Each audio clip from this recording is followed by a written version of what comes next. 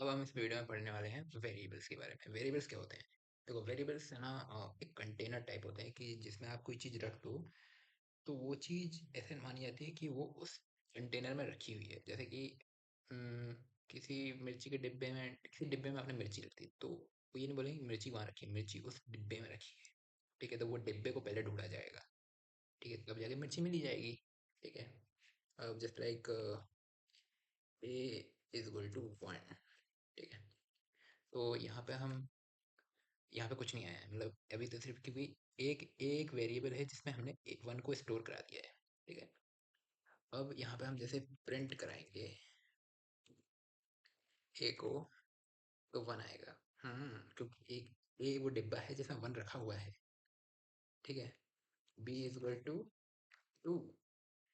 अब प्रिंट कराएंगे बी को तो सिंपल सी बात है, हमारा 2 ही आएगा। ठीक है, अब देखो print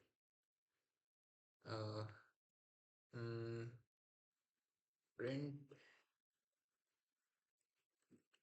C is equal to A plus B, तो क्या आएगा? ये तो थोड़ा ज़्यादा वो हो गया, क्योंकि हमें पहले सी इज इक्वल टू लिखना होगा ए प्लस बी। ठीक है, और फिर हमें प्रिंट कराना होगा सी। ऐसे होता है, मतलब हर चीज़ को थोड़ा अच्छे से करना पड़ता है, तब जाके हमारा सही आंसर आता है। ठीक है, तो ये देख सकते हो।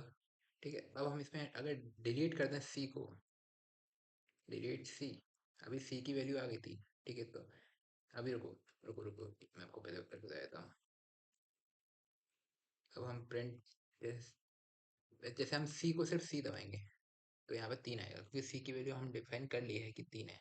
वैसे ही ए को एक ही 1 है। बट अगर हम यहाँ पे डिलीट कर दें, डेल सी लिख दें, तो हमारा जो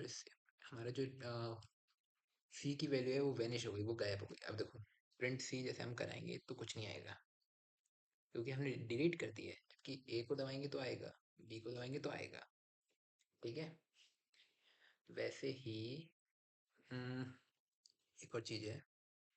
अब जैसे कि ए इज इक्वल टू हमने लिख दिया 23, तो बताओ क्या आएगा वैल्यू?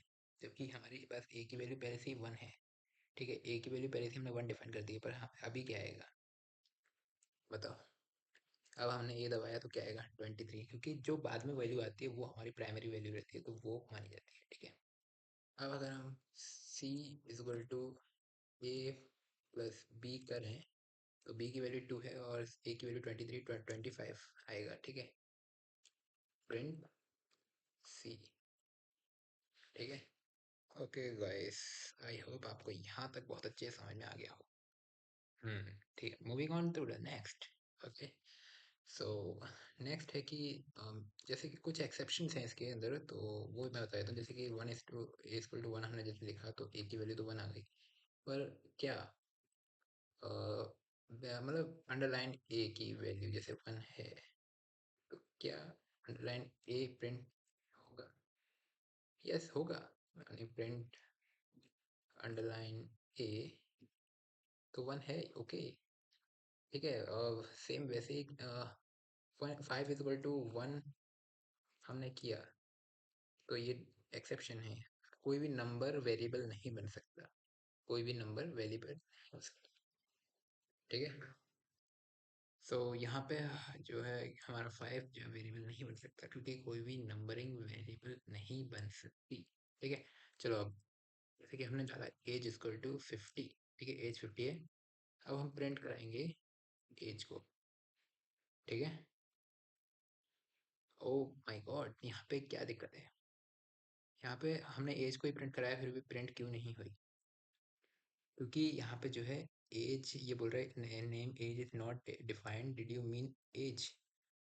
यस, ये केस सेंसिटिव है। मतलब अगर आपने यहाँ पे स्मॉल लेटर्स में लिखा है एज, तो यहाँ पे भी आपको स्मॉल लेटर्स में लिखना होगा। ठीक है, तो जैसे कि हम प्रिंट कराएंगे एज को तो हमारी स्मॉल लेटर्स में प्रिंट हो जाएगी। ठीक है, तो कुछ एक्सेप्शंस रहते हैं। ठीक है, वेरिएबल्स के, जो कि आपको ध्यान रखने होंगे।